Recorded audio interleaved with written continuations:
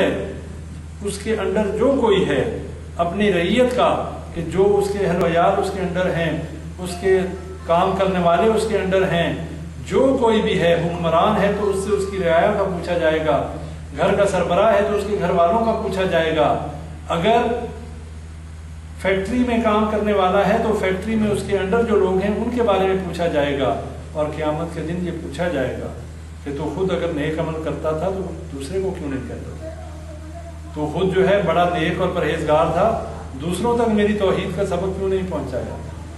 آپ سب ذمہ دار ہیں، اپنے سر سے اس بوجھ کو اتاریے، کل قیامت کے دن اللہ نے پوچھنا ہے کہ اگر تمہارے پاس عقیدہ توحید کی نعمت تھی تم نے آگے کیوں نہیں پہنچائی؟ اس لیے آپ تمام لوگ اس چیز کی ذمہ داری اٹھائیں، جو بات آپ تک پہنچ جائے آگے دوسروں تک پہنچ جائے، نہیں تو قیامت کے دن ہو سکتا ہے کہ آپ کے ساتھ رہنے والا، آپ کا روم میٹ، آپ کے کمرے میں رہنے والا، آپ کے ساتھ کام کرنے والا، آپ کے ساتھ گپ شپ کرنے والا، چائے پینے والا، آپ کے دعا سلام والے جتنے لوگ ہیں، انہی میں سے کوئی آپ کا گریبان پکڑ لے اور اللہ کی عدالت میں آپ کو گھسیٹے کہ اے اللہ یہ تو نماز پڑھتا تھا لیکن مجھے کبھی اس نے یہ نہیں کہا کہ نماز پڑھ لو، یہ تو اللہ کی توحید کی بڑی باتیں کرتا تھا لیکن مجھے کبھی اس نے نہیں بتایا کہ عقیدہ توحید ہے کیا، اور میں نے زندگی ایسے ہی گزاری کہ جیسے میں نے لوگوں کو دیکھا کہ مال و دولت کے پیچھے بھاگ رہے ہیں، میں بھی مال و دولت کے پیچھے بھاگتا رہا، میں نے بھی زندگی کو کھیل اور تماشا سمجھا، میں بھی یہ سمجھتا رہا کہ مال اور بیٹے جو ہیں یہ ہمیشہ کے رہنے کی چیزیں ہیں، جبکہ اللہ کہتا ہے المال والبنون زینت الحیات الدنیا، کہ یہ مال اور بیٹے تو صرف دنیا کی فخر کرنے کی چیزیں ہیں، دنیا کی آرائش کی چیزیں ہیں، یہ باقی رہنے والی نہیں ہیں، نہ مال باقی رہے گا نہ اولاد باقی رہے گی، جن کے اوپر ہم فخر کرتے ہیں یہ چیزیں باقی رہنے والی نہیں ہیں، بل باقیات الصالحات، باقی رہنے والے نیک اعمال ہیں۔ تو اس چیز پہ غور کریں اور اس پیغام کو لوگوں تک پہنچائیں، جو موقع ہمیں ملا ہے، اللہ نے ہمیں جو توفیق دی ہے، اس سے زیادہ لوگ فائدہ اٹھائیں، دوسروں تک یہ پیغام پہنچائیں، جو سلسلہ یہ چل رہا ہے اس میں بھی لوگوں کو ترغیب دیں، وہ آئیں بیٹھیں بات سنیں، اس سے ہماری اپنی اصلاح ہوگی، ان کی اصلاح ہوگی، اس میں ہماری بھی آخرت میں بھلائی ہے اور ان کی بھی بھلائی ہے۔ جتنے لوگ جو آج یہاں پر اکٹھے ہیں، اللہ تعالی ہم سب کو اپنی جنتوں میں بھی اکٹھا کرے اور ہمیں جہنم سے اللہ تعالی بچائے۔ ربنا آتنا فی الدنیا حسنۃ وفی الآخرۃ حسنۃ وقنا عذاب النار۔ ربنا ظلمنا انفسنا وان لم تغفر لنا وترحمنا لنكونن من الخاسرین۔ ربنا لا تزغ قلوبنا بعد إذ هديتنا وهب لنا من لدنك رحمة إنك أنت الوهاب۔ يا حي يا قيوم برحمتك نستغيث، يا حي يا قيوم برحمتك نستغيث، يا مقلب القلوب ثبت قلوبنا على دينك، يا مصرف القلوب صرف قلوبنا على طاعتك۔ رب ارحمهما كما ربياني صغيرا۔ اللهم اشف آبائنا وأمهاتنا، اللهم اشف ازواجنا وذرياتنا، اللهم اشف ازواجنا وذرياتنا، ربنا من ازواجنا وذرياتنا قرة اعين واجعلنا للمتقين اماما۔ ربنا اغفر لنا ولاخواننا الذين سبقونا بالايمان ولا تجعل في قلوبنا غلا للذين ربنا انك رؤوف رحيم۔ اللهم إني ظلمت نفسي ظلما كثيرا ولا يغفر الذنوب إلا أنت فاغفر لي مغفرة من عندك وارحمنا إنك أنت الغفور الرحيم۔ اللهم إني أسألك الهدى والتقى والعفاف والغنى، اللهم إني أسألك علما نافعا ورزقا واسعا وشفاء من كل داء، اللهم إني أسألك علما نافعا ورزقا طيبا وعملا متقبلا، ربنا تقبل منا إنك أنت السميع العليم وتب علينا إنك أنت التواب الرحيم۔ سبحان ربك رب العزة عما يصفون وسلام على المرسلين والحمد لله رب العالمين۔ کسی بھائی کا کوئی سوال اس حوالے سے تو پوچھ لیں، سفارش اور شفاعت کے حوالے سے۔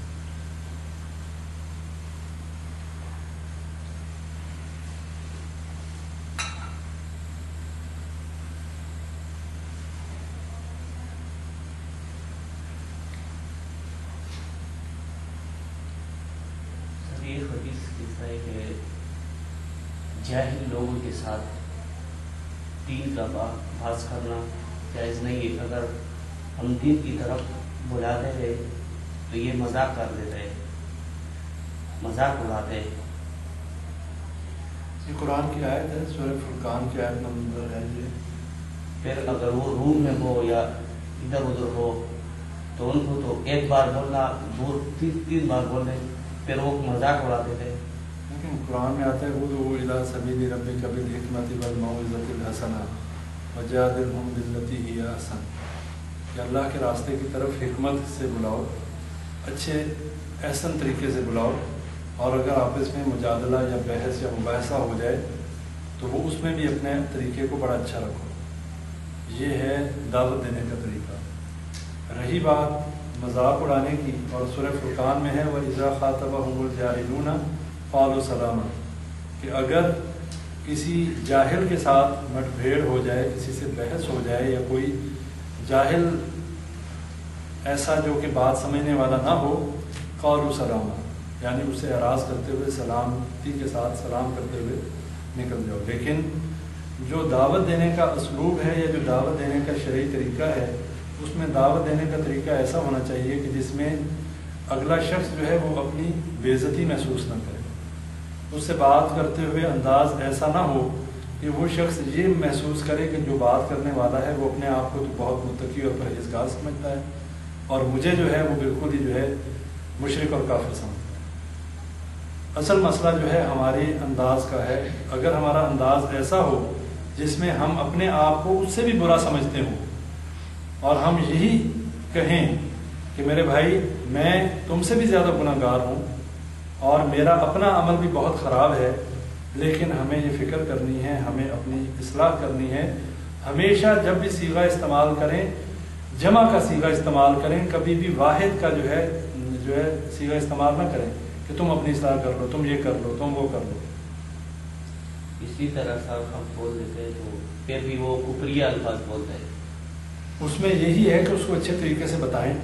اگر اس میں دیکھیں, آپ مسلمان جو ہے یا مومن جو ہے اس کا کام ہے بھلائی کی بات کرنا اور اچھی بات کرنا. رہی بات اگر آگے سے شخص جو ہے وہ کوئی ایسی بات کرتا ہے کہ جو سمجھ میں آئے کہ بھی وہ نہیں سمجھتا, اس کے لیے دعا کی جائے, لیکن یہ نہیں کہ اس سے قطع تعلق کر لیا جائے, اس سے بالکل بات چیت بند کر دی جائے. یہ طریقہ صحیح نہیں ہے.